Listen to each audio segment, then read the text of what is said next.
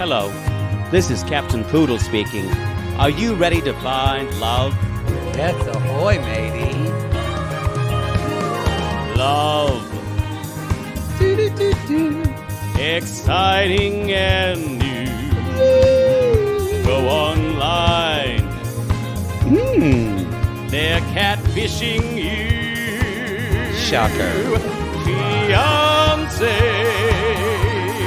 Soon you'll be flying to parts unknown. 90-day fiancé. Marrying someone you only met on your phone. Be they French or Chinese, a brand new K1 visa's the key. Ooh, the key to what, Poodle? To love. It's reality gaze. Let's love. Hello, everyone. Welcome to Reality Gaze. You know my voice. This is Poodle. This is part 2 of Before the 90 Days, Season 5, Episode 6, Burns and Allen. I mean, Burns and Betrayal. Boy, only people over 60 would have gotten that joke. And this is Kyle. I mean, I'm lost. Oh, wow. I am a 78-year-old gay man. Gracie Allen and George Burns, the duo. Again, Maddie would have gone radio silent too. Never mind. I'm only playing to retirement homes at this point. But Kyle from 9 Day Cray Cray is here. Say hello, Kyle. Hello, and thank you for having me again. I'm very, very happy to have you. Kyle's filling in for Maddie because Maddie, we kind of just last couple days, his father's been moved to palliative care, and Maddie and his brother and his whole family are dealing with that. So we're going to be having this whole week. You'll get a lot of me, which I know some of you have asked for that. Most of you haven't. But so I'm going to be having guests, and Kyle is my first guest of this. Ooh, you're my first. Doesn't it feel like the first time? I feel the heating and cooling energy washing over me. Heating, cool energy, cooling energy. What's the job with heating and cooling things that happen? Oh, I can't read this. My favorite moment of this episode. I can't read this. She makes me crazier than any person this season. There's something about her and her, as I called it, colonial dick taking. She flew in. She's there for 2 weeks. She's like, I got my dick. We're going to get married, and I'm going to make it my dick for life, and I'm going to fly back to the U.S. She's flying in to get the oil, and then she's out. Take the oil. Should have taken the oil. She drives me nuts too, because there's so much. She's overcome so much. I know. To expect so little. You know what? That is a great way to say it. You have more empathy than I have an empathy for her childhood. I'm like, you have more empathy for her than I do. But it's every time I start wanting to empathize, I want to say, no, go to therapy. Don't go online. Don't do this. It's a thing that we would say to Ben. Go to therapy. Don't go online. Every time that I empathize with her, I'm reminded that she wants to get engaged to someone that's never spoken to her children. Exactly. Yeah. And then I'm like, oh yeah, you're just, ugh. Well, and as we would sing, maybe it was Memphis, maybe it was on a summer night, maybe it was childhood trauma. That's after a while, that's just it is seeming like she just shows up at their house and she's like, hey guys, I'm here. This is the way things are gonna be. I'm gonna sleep in here, and I know Hamza says he needs to sleep on the couch, but Hamza, I'm gonna tell you, if we don't have some sexy time with my bobies, you ain't getting this. So he leaves her, and people are like saying, "Oh, well, Hamza was the one who snuck in there." She made it very clear what needed to happen for them to get married.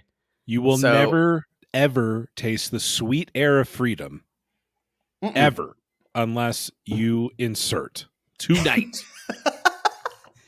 I don't care what Mamza says. That's our name for Hamza's mother, by the way. Mamza.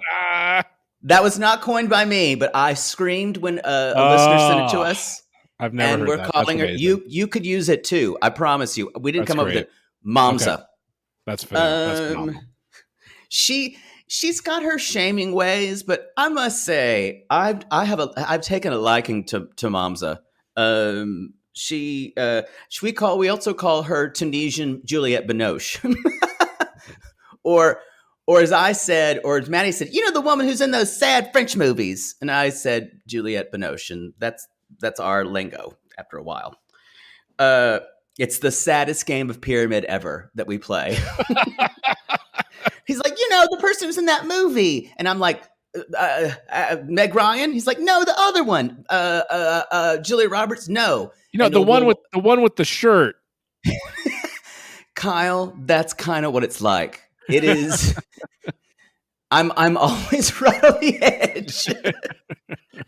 Just going, ah! So let's while we mentioned her, as I've said before, Kyle is my co-host this episode. Kyle from Cray Cray. Kyle and Kim host the fabulous podcast 90 Day Cray Cray, kind of doing similar things and recapping the episodes like we do. They, as I said, they were pioneers. It's like they were Columbus. We were sailing uncharted waters. We were one of the first people bored enough to make a podcast about this show. And like Columbus, they caused a lot of disaster after making a lot of podcasting about it. Yeah, I mean, I got a problem. I have to poop. Okay. I need to say this, and I may offend some people. The barbarity of pooping in a public restroom will always appall me. During Corona, I get it. I just won't do it. It is when I have to. I understand there are times, but I plan lots of aspects of my life so I don't have to do that. Sure, yeah. And Are you is your body on a schedule? Yes, and I'm very thankful for that. See, mine is not. Mine is whenever the whim of fancy strikes my intestinal tract. And it's just like Poopapalooza. Doesn't matter if it's like Nope. macaroni grill. No, could be 2 a.m, could be 8 a.m. after a big coffee, could be 3 o'clock, could be right now. And what if you were at just answer a quick survey about pooping. Yeah. Do you poop like at a level? Let's say, and this is, I'll ask you a couple of questions. The most common one is, let's say you're sharing a hotel room with someone you don't know that well. Do you poop in the hotel room? Corollary would never happen because I'm almost 40. You're like, I don't have roommates. Yeah, that's not a thing anymore. But right. Yes, back in time, yeah, I would shit in a hotel room. I mean, that's essentially my hotel room. Straight guy thing. Oh, I would go down to the lobby, which is, again, that's breaking my rule. But for some reason, hotel lobby restrooms aren't as bad as other public restrooms. The horror, it's not as bad as the horror of someone that you know entering directly after you to brush their teeth. Oh, don't even say it. What about Starbucks bathroom? There was about an 8-year period where I basically worked out of a Starbucks. Got it. And So you had to. I shat in a Starbucks 4 times a week easily. Wow. I think this is going to divide people. Essentially what I'm saying is I am patient zero You're a United barbarian, is what I'm Yeah. saying. Right. And I just maybe I'm just this Victorian prim who's like, no, I will not do that. But I can probably tell you the number of times I have like taken a dump in airline bathrooms or not airplane bathrooms. That's a whole. That's like the end of the road. That I can't say that I've done that. My body will wholesale reject expelling anything on a plane. No, we're at DEFCON 5. Yeah, right. I've had food poisoning once where I've had to do that, and I don't want to talk about it. But I think, I think I might go in a nice restaurant's bathroom. But for me, it's a privacy thing, and like I think I've said on our podcast, I'd rather people not know that I pooped. I'd rather it just like. I just like Just never take happened. a crap and it just comes up like a ding, like a sugar cube. Yeah, 2 days ago, I shit in my best friend's bathroom at his home. See, that's amazing. Yeah. I had a guy who was doing work here in the just in the apartment, just a contractor. He's got a mask, wearing a mask on, of course, but literally destroyed my toilet. And I could not. Lit candles. I could not get the smell out of that for like hours. We have a big problem in our house because my wife is an architect and an interior designer, and so she buys fancy shit when we're like remodeling. So we'll do like one room. We'll do like one room a year. It's a very slow process. We recently created a little powder room for people to go piss, and that's great. But the problem is she bought this fancy thing, which is like an in-wall toilet tank. Oh, it all sounds good. It works. It's fine. The problem is that if you don't press it and hold the button, then it does not finish its only one fucking job. And so every time someone comes to our house, every time we got a floater. Because they don't, and I've been tempted to like everybody out of the pool. Maker. Everybody out of the pool. I've been tempted to have a label maker and say, hold down. I think I would have to do it and maybe make something clever like hold it down or you get the brown. Yeah, put some word art from Home Goods in there. You might as well. Yeah, now that is sanctioned. That is sanctioned. That could go on the Poodle Home Collection. That is sanctioned word art that I would approve. But yeah, y'all, just okay. We'll get past the whole pooping thing. This is a debate that I feel like there are people like me who will not who will do everything they can do to avoid pooping in a public restroom. And then there are people like you who are disgusting. We just don't care. We just don't care about life. But you view the world differently than people like me do. Societal norms are beneath me. But I think a lot of it is something is more wrong with people like me. I think, like me, listen. I it's unthinkable. I don't envy your problem. Your race. Yeah. The uppity poopers. I don't know. We're just come at us. Do you poop in this is I guarantee you this is going to be the highlight of our Facebook group. But let's have a shit thread. And there will be and then it'll be the uptight poopers calling it, how dare you? Oh my God, however. I'm like a Victorian schoolmistress over here. My stars. Yeah. I'm looking over my glasses at you, Kyle. But anyway. Let's get to this. Memphis. Anyway, me done now. Me done with pooping. And she does do a good job, he says. Good job. Good job. My other favorite thing is the next time they sit down and she goes, they sit down an orange thing and obviously it's orange juice. And she's like, what is this? It's fucking orange juice. It's okay. Everything about her is gives me shades of Mama Chantel too. There's this xenophobia element of her that she's like, and that's not how we do things. It's not Sunny D, so it's gross. No. Ugh. So she is, now that me done, she's realized, she's like, and Hamza's even saying things like, he has this moment, these moments of clarity. He's like, honestly, I realized that I don't know anything about her past at all. Wait a minute. I just listened to her take a shit, and then she said that she didn't like orange juice, and I don't know who you are. I don't know who you are at all. What are you? I am sad. Me sad now. So they're talking about it. She's like, I want to know about your childhood. He's saying, and I was like, uh-oh, buckle up. And he's like, what about your mother? And she's like, well, she had a problem with drugs. Get it? Drugs.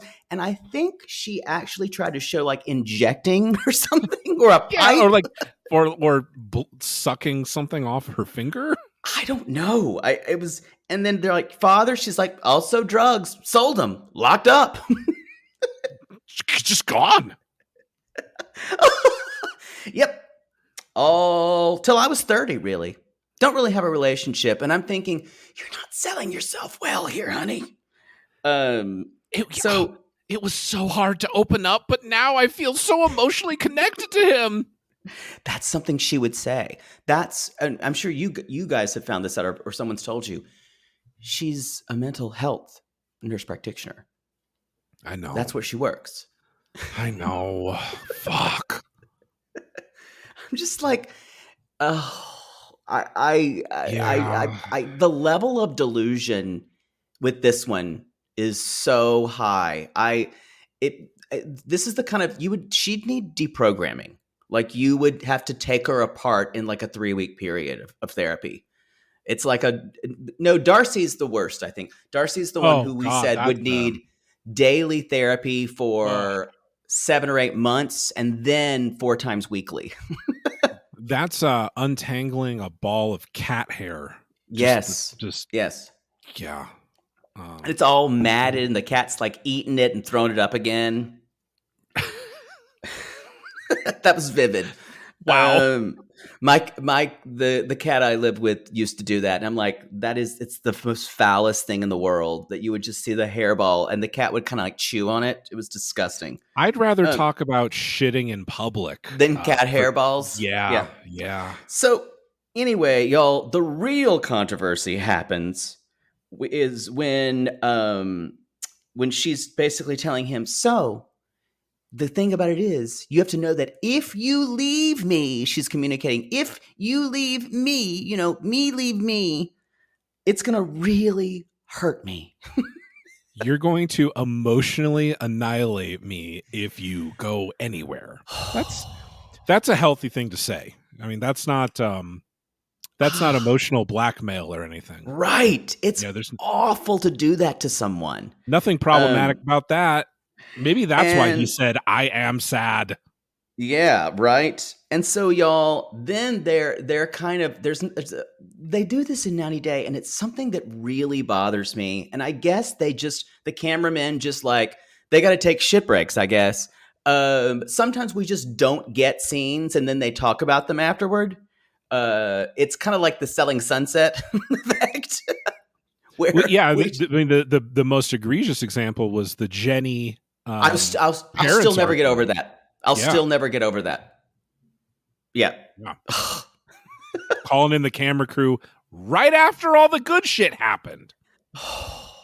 The other one was I still think there's a conspiracy here there were no cameras on, or not a lot of cameras with Ari and Binyam, where Ari had said that he was having women over and blah, blah, blah. And the sisters told me, but the cameras had no footage of that.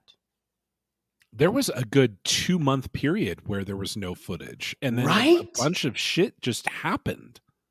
And it's like that was, we kept saying, is she making it up?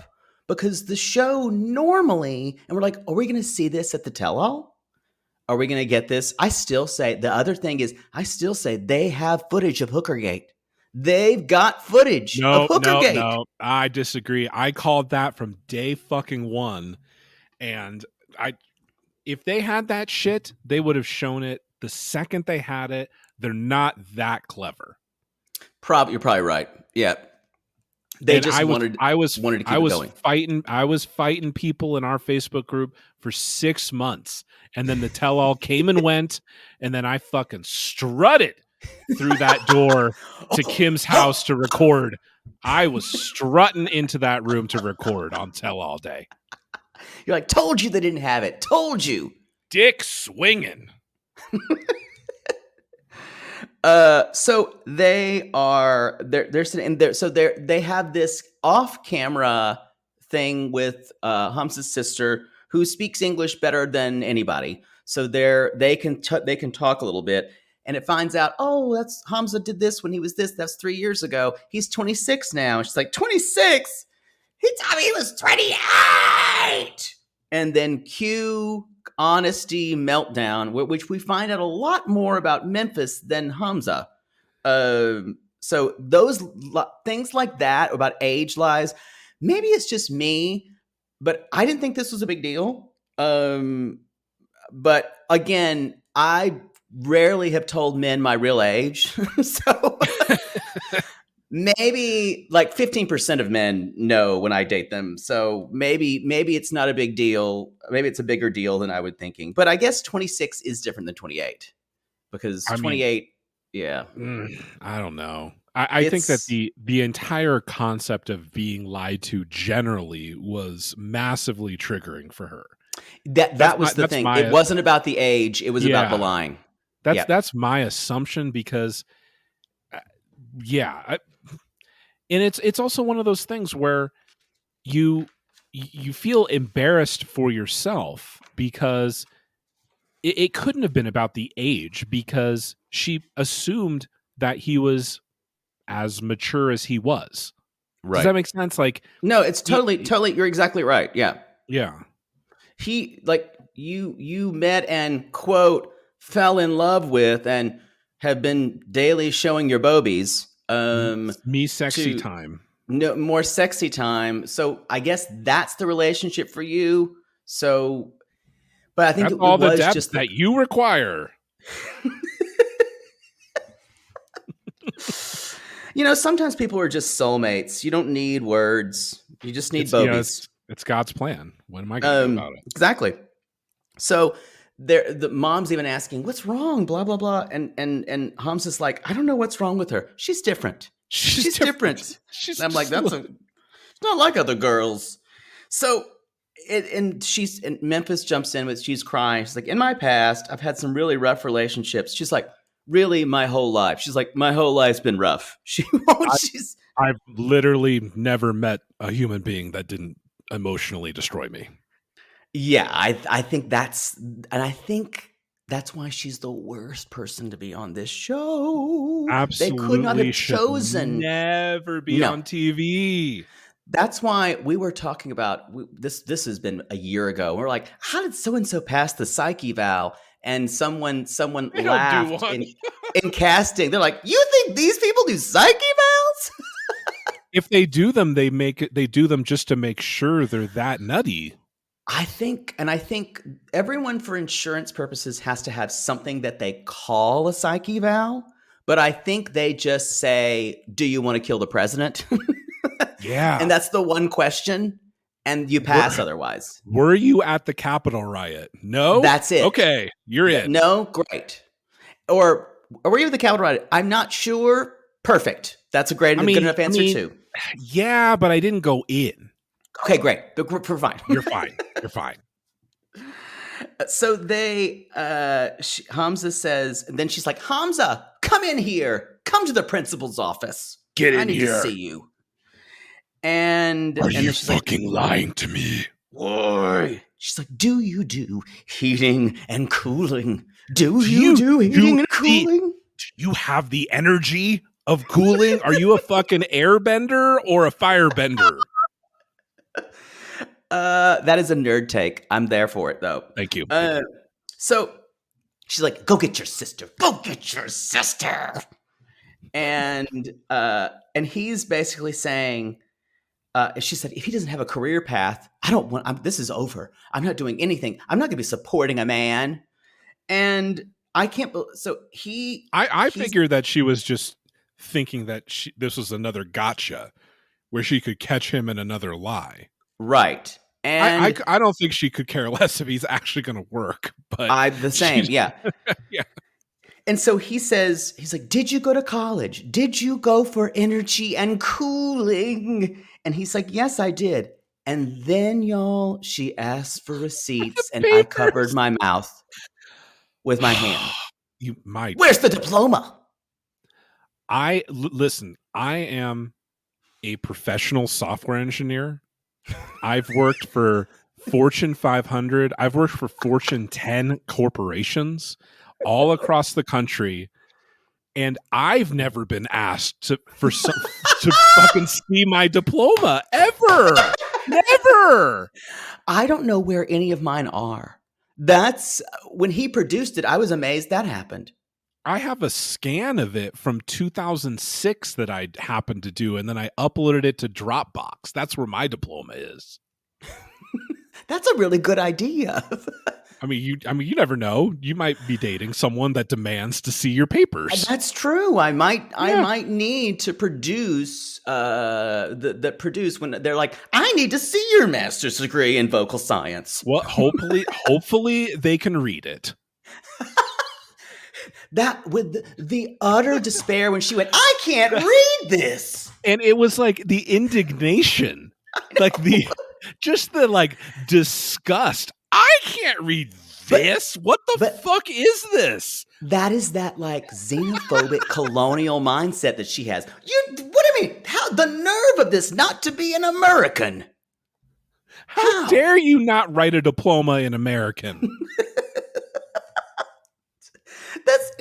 It's to a point where that's when it becomes laughable. And I don't think she's been very active on social media because I think she has a little bit perspective to see this and say, whoa, boy, I really acted like an asshole. Right. Hopefully. Yeah. She has a little bit more self-reflection than Jasmine, for sure. God, I hope you're right. Like you said on the last episode, that they do make it and we see her come to the U.S. Can you imagine her in fucking Muskegon or whatever the fuck Gino is? Oh my God. As a vegan, she's like, where is your vegan options? Ma'am, this is a steakhouse. We got a salad, but it's got bacon on it. Anyway, y'all, it turns out his diploma can't be accepted by Kevin's heatandcool.com. This is worthless. Oh, Jesus. Oh, man. I still say, but I can't read this was my favorite line of the night. Definitely. So great. So bad. And the sister is sitting there laughing because to her, this is absurd. And everyone, that's the thing. I think Memphis will realize when she hasn't before yet, has realized that she's looking like a clown right now. It's just so I'm really interested to see how she acts the tell-all because she has definitely gotten the clown edit this season. Now she's done it all, so she's earned it. So we'll see. I mean, she had an entire scene where she was taking a shit. So she's definitely the season's clown. By the way, that happened. She took a shit on camera. That happened, and it was at least a minute. I would have to be not just dying of a stomach flu, but you'd have to have a gun to my head to make me take a shit on camera. I wouldn't do it. I would just sit there and Well, like your body, sweat. you would seize up. Yeah, there'd be. I wouldn't do it. I absolutely would not do it. I Y'all. would be remiss if I also didn't mention that just Muslim men in general have not gotten a good rap on this show. No, they have not. Nope. Not good looks. Nope. I guess Zied is kind of a Zied fan got the favorite. best. Yeah. But especially Aladdin, like Muhammad. Yeah. Hamza is a mama's boy. He's a man child. He's a man child. He had like Timmy the Tonka fucking sheets. I don't even know. My son's old. I don't remember anything anymore. But No, he's like Bob the Builder pillow.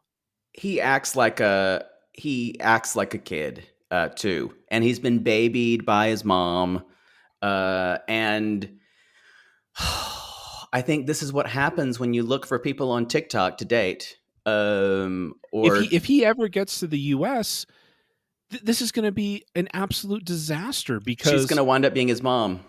And she works, and she has 2 kids, and she works her ass off. How is this? What's the practical reality of this actually going to be? It's crazy. If they make it, I'll be very shocked. I fucking quit because my sense of reality is just so broken. I know. How could I do this podcast anymore? I called this 90-day DOA on episode 1. And like I called Johnny and Ella. But I think this is I think people in our Facebook group were saying that he would really want to come to America, so that's the reason, and she would be okay with that. But I'm pretty horrified by their relationship in general. But yeah, the Muslim men, it's not been good. Zied's the only one who's gotten a good edit, really, I think. And even the first season, do you remember him almost getting into a fist fight because some guy was looking at her at the hookah bar? It started off bad too. Yeah, our American cameras kind of just tell a lot of that show. They tell what people in the middle of the country and other places want to see of foreigners. Right. Y'all, we're going to take a quick break, and we will be right back. And we're back. Let's go ahead and talk about it. Let's talk about Caleb and Alina. Everyone's favorite internet personality right now, Alina. Woo! She's gonna sweep the Webbies. Yeah. If you have been in a Kimmy Schmidt style bunker, you might not know that Alina has done her own kind of chaos tour of social media. Some people found some posts a while back, and some that she had reposted very recently. What's funny about this is if she had not reposted, I know.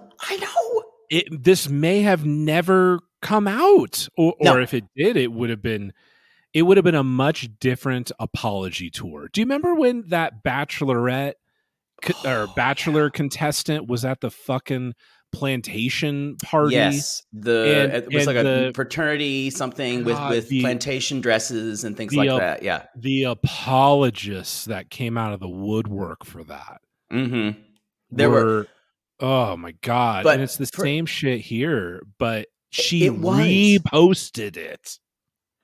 What people were trying to, her army of apologists were really trying, because I think I said on the earlier episode, she's the victim of this season. So everyone loves, and part of it, we've talked about this on our podcasts, that one of the big reasons people tend to infantilize people who are smaller like that, right? And infantilize their disabilities. So immediately she becomes something to protect for a lot of people, not everybody, but so she was universally loved, and Caleb was universally hated, and I think in a way he should be hated on his own merits, Oh yeah. not in Oh, yeah. relation to her. But it's so if you guys don't know what happened, basically she said the N word in a myriad of ways, in a myriad of spellings, to refer to a party she was going to. This party has everything, or blah blah blah.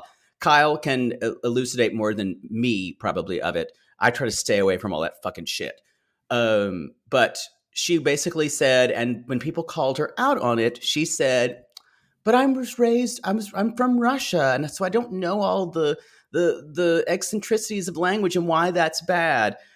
You also studied in the U.S. for a while, so also that's not enough of an apology. Instead of saying, Yeah. I'm saying, the thing about you guys, what boggles my brain is the fact that she did make excuses about it, and she never really gave a full apology. It was just, you say, "I'm so sorry. There was no reason for me to ever use that term. Full stop. That's it. I can't stay. I should never say that word. It doesn't matter. Blah, blah, blah. I apologize to everyone that I hurt from that, and I'll never do it again. Full stop." Instead, she did the old "I'm sorry you were offended." Yep. Like she really went there, and she made excuses for herself, and so did Elijah, so did Caleb. All three of them. I had not seen Caleb's version. I did see Elijah's. Caleb's version is the same old story and maybe a slightly less offensive, but still tone deaf package. I know her. It's fine. Right. I know she didn't feel that way. I mean, you didn't read it, but that's basically like literally what he said. Alina doesn't have a racist bone in her body. Yep. And that completely misses the point, obviously. I said this on our podcast, but people have this strange idea that you're not racist unless you're literally at a Klan rally, right? And you're burning a cross on someone's lawn. When you do racist things, that's a leading indicator that you might be at least a little bit racist, like a little, at least a soupçon racist. Yeah. Just dipping your toe into being racist, and or even at the very least, you are ignorant of how that word has been used, and you admit that you were being racist with things like that when you were saying it, at the very least. But she decided not to do that. And by the way, she took 4 days to say that. She took 4 days to say that, and she took 4 days to say it about a single N-bomb that was dropped on her repost. This most recent one, which I believe came out yesterday, which was dug up from Russian Facebook, is I think there's got to be like fucking 10. There's like 10. Yeah, and it was spelled all different types of ways too. Just almost like a taunt. And then she what hasn't been widely circulated was something one of our Russian listeners was kind enough to translate, which was she asked the proprietor of this super cool event, I'm uncomfortable even saying it, but like she asked them if certain people get in for free and fill in the fucking blank with what she was actually saying. And the strangest part, like, I don't even know, like, this just boggles my mind. Yeah. The people that organized the fucking N-word party replied to her message and said, "Yes, African Americans can enter for free." Like even they wouldn't like I mean even they were like, "Let's not go that far. Even we have standards here."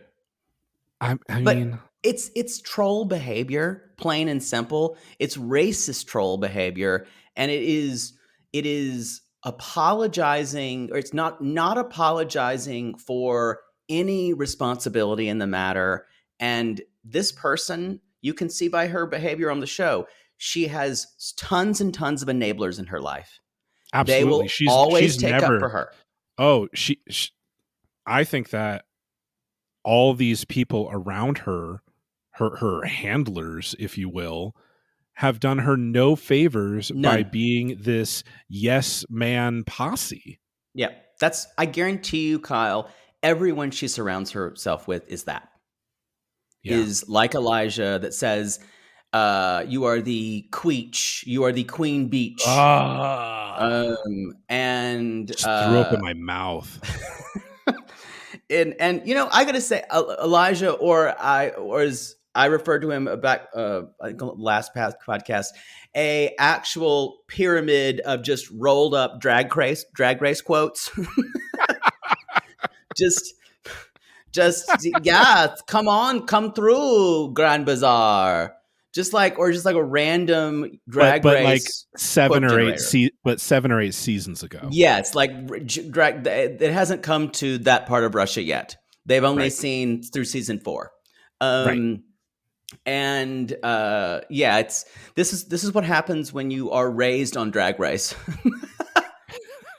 That's your only understanding of the entire culture. Yes, but he's an enabler, and so yeah. So you guys, if you don't know, that's what's going on. We're all talking about how to handle this, and we'll hopefully it sucks. I'm not saying poor us, but it sucks. We were talking about this. It makes everything joyless, and Right. we like to talk about these people because it brings us joy to kind of have fun and talk about the craziness that's there. This is joyless, and We don't want to talk about it. like all our shows cover 90 days specifically because it's fun. Yeah, And exactly. you know, if it wasn't, you know, your show is reality gaze, our show is reality cray cray. We can cover other shit. Yeah, You know, totally. we're not married it like forever to 90 Day. And After we renamed our show, now that when Discovery tried to sue us, Yeah. everything's fine now. In the past, when we've stopped talking about people, it's because like that. I think that word encapsulates it perfectly. Talking about them became joyless. I don't want to talk about someone that has pending charges that he beat the absolute fuck out of his ex-girlfriend. That's not fun for me. And guess what? Guilty as hell. I don't want to talk about someone that's a sexual predator that I heard a tape of him emotionally abusing someone. I don't want to talk about him. And with Alina, it's getting to that point, not because, like, I think it's important to understand, I'm not sitting here trying to say that I am personally offended because I'm the whitest person ever, but I have friends that I really care about.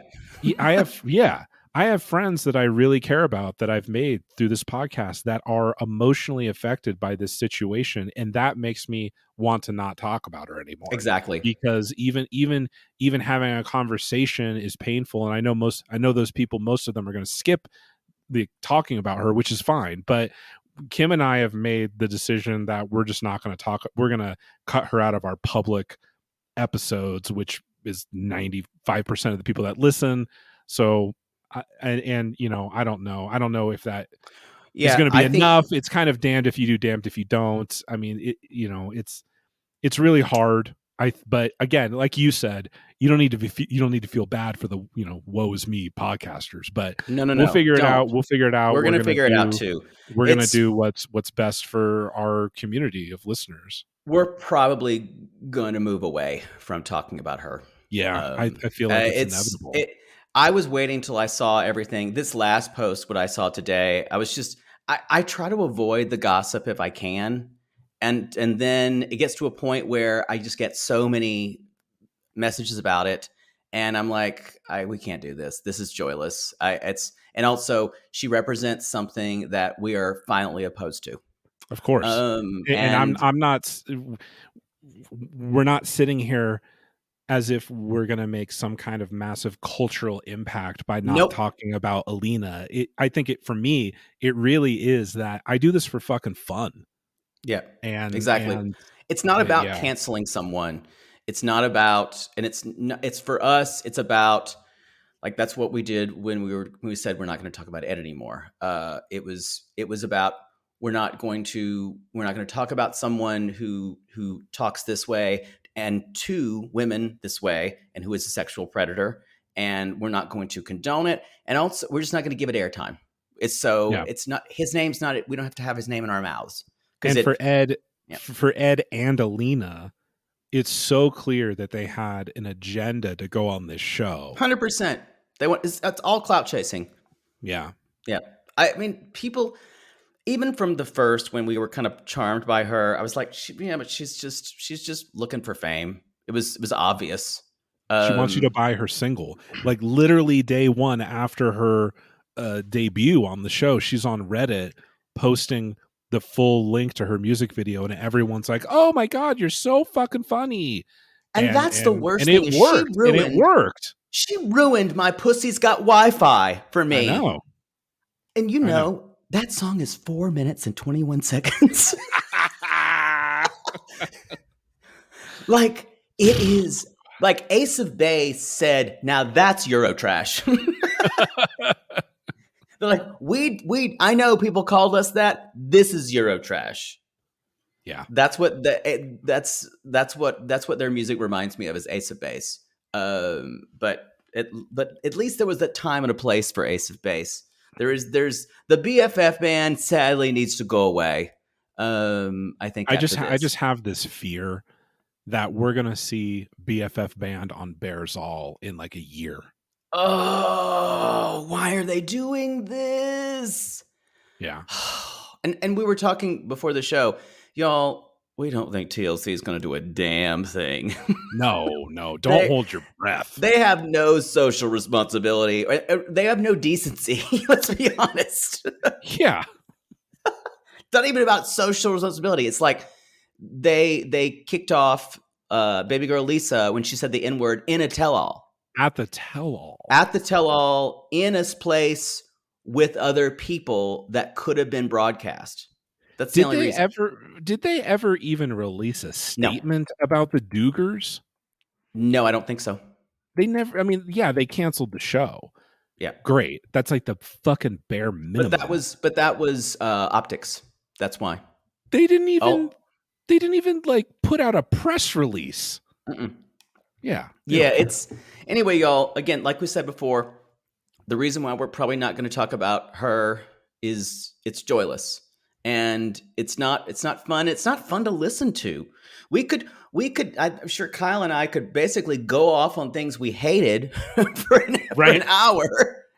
I hate a lot of things, but after a while, it's not fun anymore. We tried that podcast idea. It didn't work. So I mean, the only thing that I enjoyed about this after all that, and when I watched the episode, by the way, the most recent shit had not come out, but the only thing I really enjoyed was Caleb talking about how he's really good at sex and he's used to sex. Yeah. But being with a little person feels like a virgin. I enjoyed that. It's like you're a virgin again. And there was, so you guys, if you had not watched her, you need to be reminded they funked. And I just got to say this. I'm probably going to hell. I may edit this out. I have to say because it's burning a hole in me. You know that feeling, Kyle? I torture Kim with that type of shit all the time. Yeah, when they did the new opening of him holding her, now the shot, I'm like, it looks like that motherfucker is gonna drink a glass of water and she's gonna say the alphabet.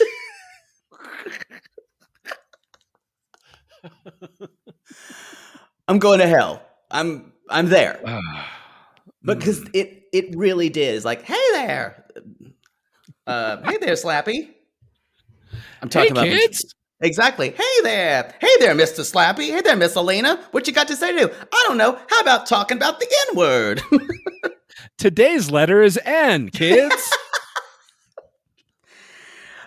It's just like they did them dirty when they showed the picture of her grabbing onto his leg. And to me, this is even worse with him carrying her. Yeah. No, it It's got worse. so bad. Again, y'all, you can send your letters to me. I'm used to the mail of someone saying, "I can't believe you said that," and I'm like, and I'd say it again.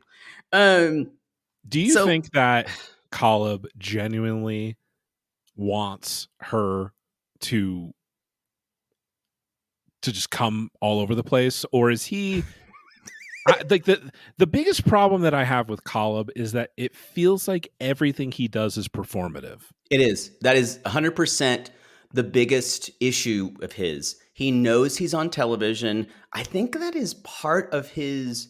I think that's how he's decided he's going to go through this television world. Is letting in the audience. I'm gonna write down the exact thing to say to make it look like I'm good at fucking. So when I get back to Arizona, I'm just gonna have a smorgasbord of tail. I think that's part of it. I don't think he's really that into her. However, no, he does not I don't think want so to at be all. the asshole. Right. Exactly. So the whole thing is a sympathy let you down easy. It reminds me of Mike, Mike and Natalie. Yes. Like Mike, his entire game plan for being on the show was to not look like a dick. Yep. 100%. And all he did was just avoid issues, run away. As long as he wasn't the one that ended it, then he feels like he could come off like a hero. And Caleb is going into this show, okay, how do I not look like a dick? Don't look like a dick. Don't look like a dick. Don't be a dick. And don't say that. Yeah, can't say that. Oh shit, can't say that. Yeah, sex was different. Is that okay, everyone? Different? Is that okay? Now, I've just got to also say, and if you're listening to this and you don't agree with what I'm saying, you're a liar. I'm just going to say that right now. If you didn't, when he's like, yeah, there were a lot of interesting positions, everyone fucking out there pictured the positions they would do and what they would do. All of you did it. You all was like, was it kind of a situation where was he holding her? I won't go into it, but he's like, your size just kind of throws into a monkey wrench into it. And I'm like, oh, that's one of the positions they did last night. The monkey wrench. The monkey wrench. Yeah. Grabs her, the rear view window, the sprinkler, all of it. They did all this, the specific situations. So I'm saying now, if you said you didn't picture it, you're a liar. You did. You're sick. You're all perverts. You're all sluts while I'm talking about it. They're doing the St. Petersburg pile driver. Come on. They're doing all that shit.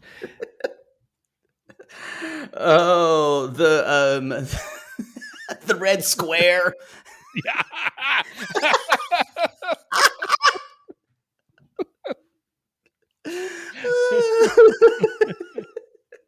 all of it. The macro measure.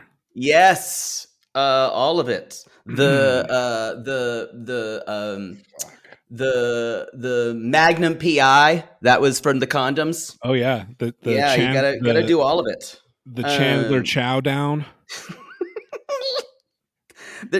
There's so many positions that they did. So there.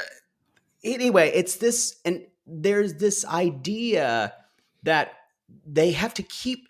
He keeps talking about it and having sex with her in such a way that he's like, you can see him. His head is just full of ways. How do I, Kyle, you nailed it. How do I not sound like an insensitive asshole or a dick? How do I do this? How do I come off like I actually care about her pleasure? And it just felt so, it occurs to me, like, I've been watching him now for 6 episodes and I keep thinking, like, God, like, is he a real human? Like, is this really how he works? I think it's all for the cameras, Yeah. and it's a like people are saying, oh, it's more of a serial killer vibe. I'm like, I don't think that's it. No, I keep expecting him to just bust out an acoustic guitar in bed and just play her a melody shirtless. And I just don't think there's a lot there. The desperation of Caleb comes from him trying to make himself deeper with tarot cards and spirituality. Right. That Yeah. is the, and I'm not saying those aren't wonderful things for people who like them, but that is for him attempt to be deep. And It's I'm going to pick a personality out of a fucking yep, fedora, and this is a who I am beanie, now. a human beanie. Don't you want to have sex with me? Ugh. So she's still very upset because he doesn't want to talk about our future.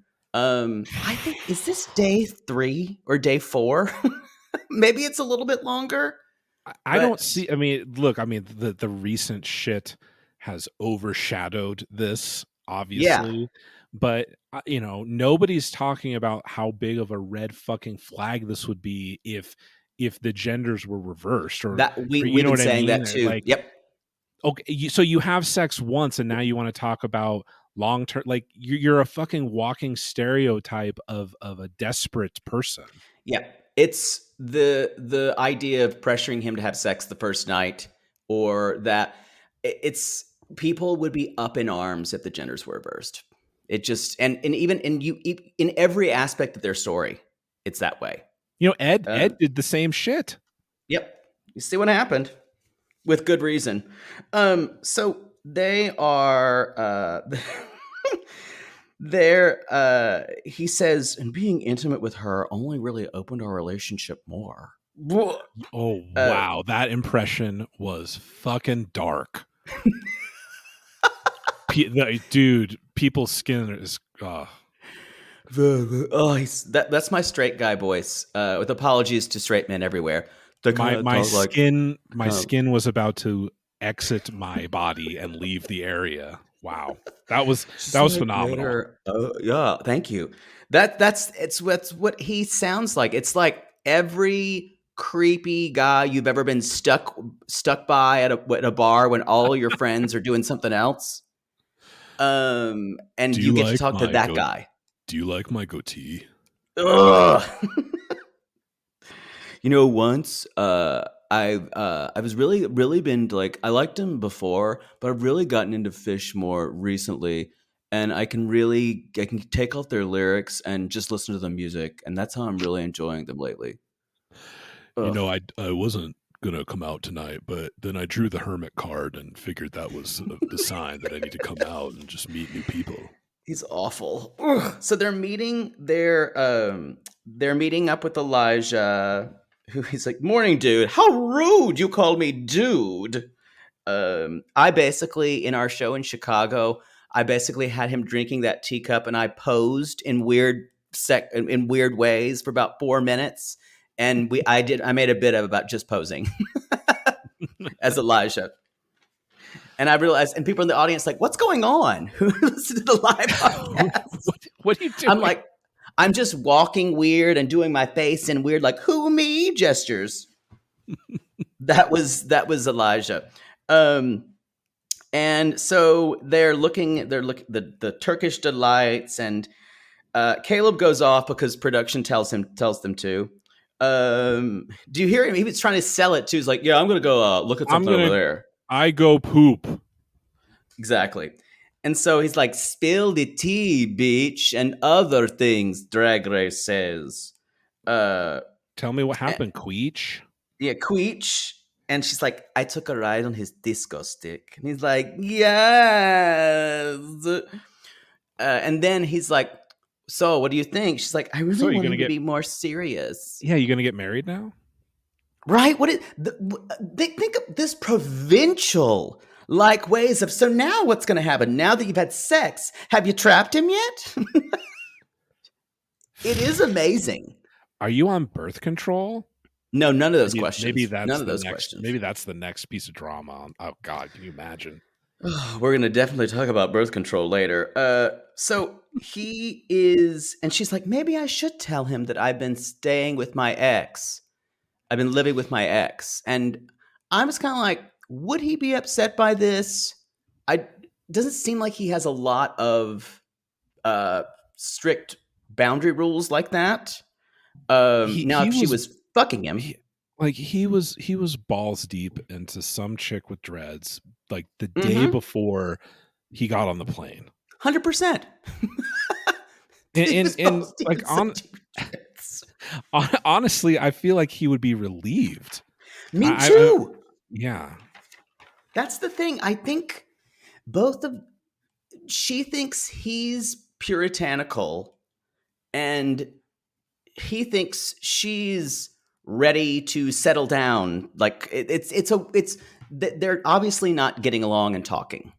But I don't know. What do you think? Do you have, I don't think they're together right now. I think that they left as friends. Yeah. And I say that because they were, I don't know if they're doing it anymore, but they were doing cameos together when the season started.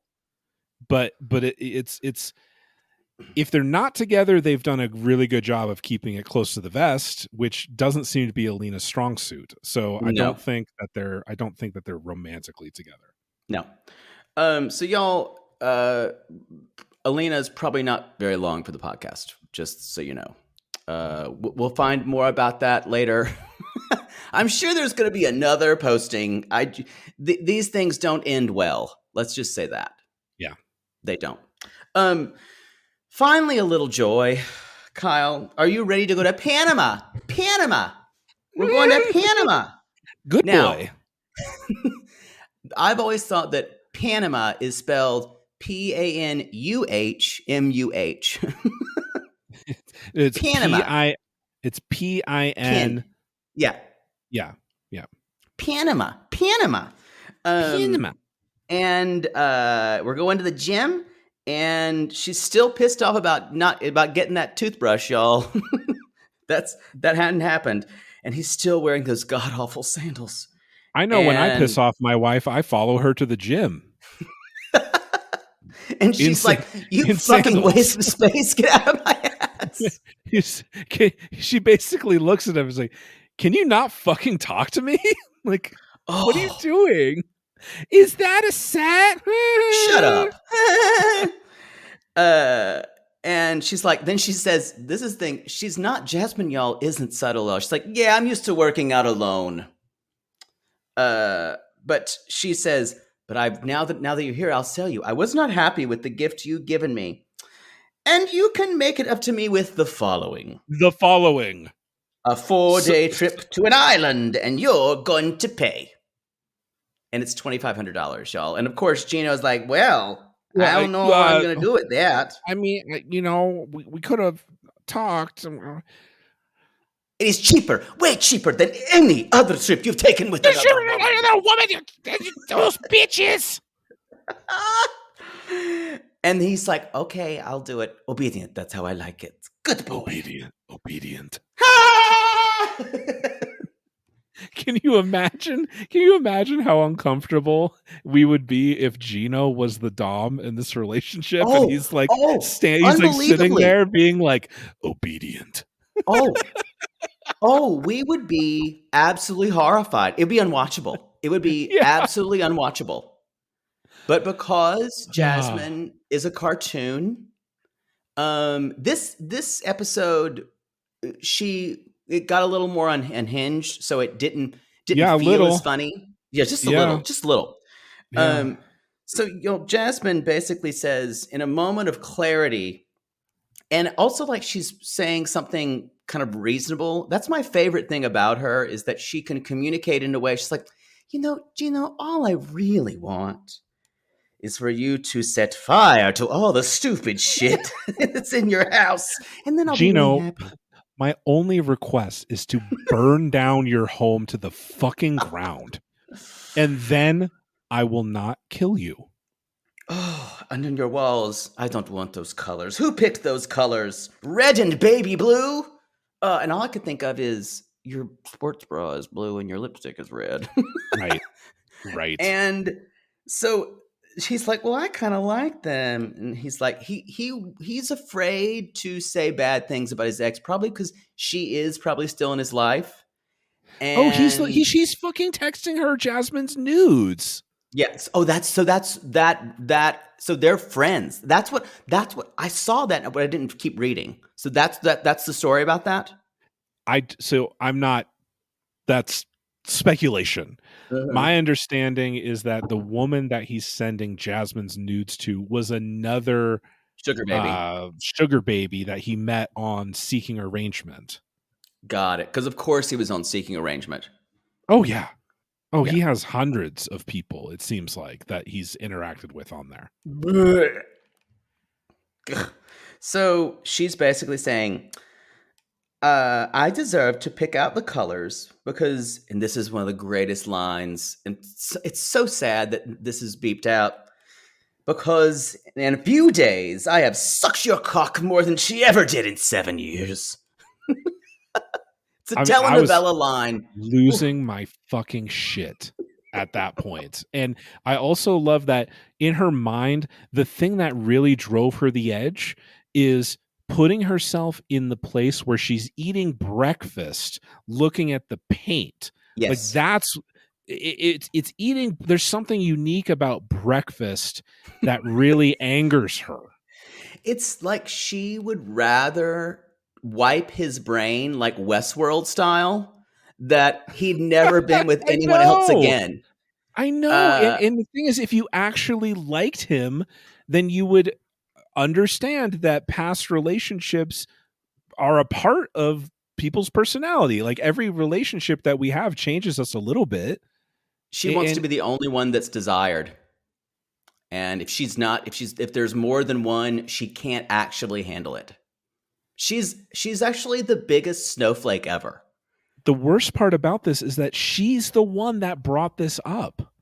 Yes. She brought it up, and then she continues to like, I was talking to this with Kim, like, have you ever just thought in your own mind about a conflict and you start fighting with an imaginary person and you start getting actually angry? Mm-hmm. Like it's kind of like that. It's like she made up this demon and now she's going to slay it, and it's Gino's fault that she made it up. Yeah, she's like, why do you know the wall colors make me crazy? And now everyone's going to think I'm crazy. Oh, and Gino's just sitting there like this.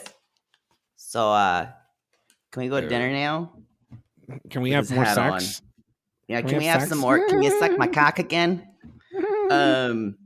So she breaks down crying, talking about it's so painful. And she can't get over the colors. Like, the dog tell me he likes those colors. He knows I get mad about that. Told me he liked the color. And it is, look, I'm not blaming the victim here, but it's been 4 days. It has. Not a lot of time. Let's be fair, but you would think by now Gino is dumb, but he really wants to have his cock sucked more. Yeah. And that seems to be the main motivation on Before the 90 Days. Mm-hmm. You would think that he could just say, he doesn't even have to, he doesn't have to say that he hates the colors. All he has to say is, you can pick whatever fucking color you want. Isn't it interesting? And I think that's his, and I think it has to do with two things. That he either has some kind of financial arrangement with his ex, or he is so cheap that he can't think about spending any more money. Like $2,500. I'm not repainting shit. Yeah, and so it is weird. And I think finally he's learned, because he did say, it's like, now I know that I'm going to say, no, Jasmine, I don't like the color on the walls. And then that's what I'm going to answer. And hopefully she's going to be okay with that. Obedient. Obediente, as she says. And she just walks out and says, well, I think I'm going to leave tomorrow. And he's like, what can we do about this? It's too late. You go call And that bitch, and you live you with go her. call her. Fine.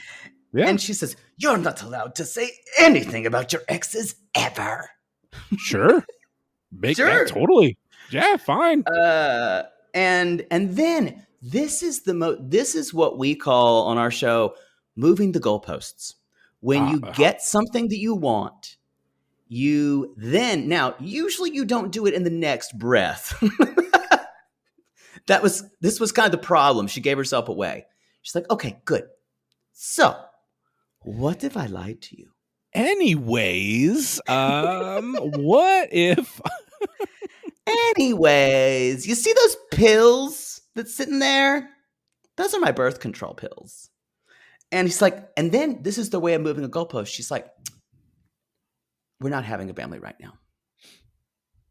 And she knows because she has kind of humiliated him to doing what she wants and using sex and sucking his dick like a Hoover. And I'm sure she's fabulous at, or maybe he just doesn't know what a good BJ is.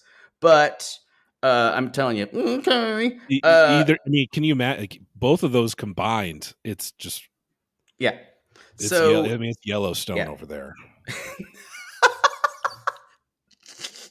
So she's like, then she says, "Are you disappointed?" Like, that was my favorite thing. He's like, "Are you disappointed? Is that sad?" Yeah, a little bit. And then she says, Gino's like, "She really showed me a side of her that kind of frightened me." And he still says that he's disappointed that they're not pregnant right now. It's That's so how much fucked of a up. fucking moron that he is. Yeah, it's interesting. He was always just a goon, and that we were gonna just make fun of the whole time. Now with all the sugar baby stuff, now he's just coming like just be a pig, and he deserves her. Just a dick pig. Just God, a filthy dick pig. I'm a dick pig. Oh my God. He doesn't look like, as I was watching this, I honestly was thinking, God, she is emotionally abusing him right now. She is manipulating him. And I don't think that he deserves it for the things that he's done. I mean, look, he could do anything really, and he wouldn't deserve it. But it's hard. It's still hard to get to this place where I have this overwhelming sense of empathy for him. Yeah, he hasn't earned that. He hasn't earned that from what we've seen, and if anything, it's just detracted. He had a creeper vibe from moment one. Yeah, it's those guys who always wear their hats. It's got like a Papa Plath vibe for me. Who Maddie once said was attractive, and I will never forgive him for that. God. Think about that. How disgusting is that? I know. Oh no. He now admits he was mistaken. I'm blaming some type of like infected mosquito mental infection. Did he have COVID? I don't know. Something was wrong. There was a brain bleed or something. I don't know. COVID fog is real. I believe it. I believe it. But y'all, I think that's the show. Kyle, thank you so much for jumping in and talking about this mess. This is so much fun. Y'all, listen to 90 Day Cray Cray. Our shows are very different, and you're going to get lots of different takes. Kyle and Kim are some of the like smartest and most, and they discuss things, and you can tell they care about them, and they're like us. They're trying to understand these people. And also it's a dangerous game sometimes. It is. And y'all check out D-Sides, that's Kyle and Kim's documentary podcast. And when does that, like every 2 weeks, when does that come out? Or when you guys want to put one out? Right now we're on about a once a month cadence. Got it. And D-Sides is a Patreon tier upgrade for us. So if you already listened to us, you can just upgrade. If you've never listened to us before, by all means, check out our show. And if you really like it and you want to hear something a little more serious about some really interesting documentaries, you can just sign up there. It's a couple bucks. Yeah. We actually have in our Facebook group has a little subgroup called Documentary Sissies. So y'all, you Awesome. definitely need this because I always see they're talking about the newest documentary they saw. Because also with streaming platforms, there's so many documentaries out there. Oh, there's always a dozen choices at minimum that just Right. came out this month. Yeah. Ooh. So you guys, thank you so much. We will be back. One thing I need to tell you at the very end of this, the next episode will be late because it'll be the live show we'll be doing in New York. So I'll be putting out something on the Patreon about that, and probably a little episode to say, don't email me and ask me when the next episode's coming out. I love all you, but it makes me want to kill you.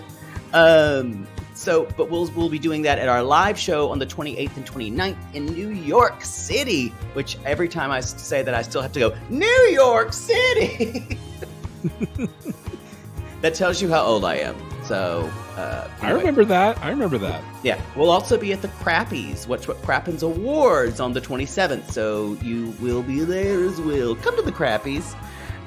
We talked a lot about crap earlier on the podcast as well.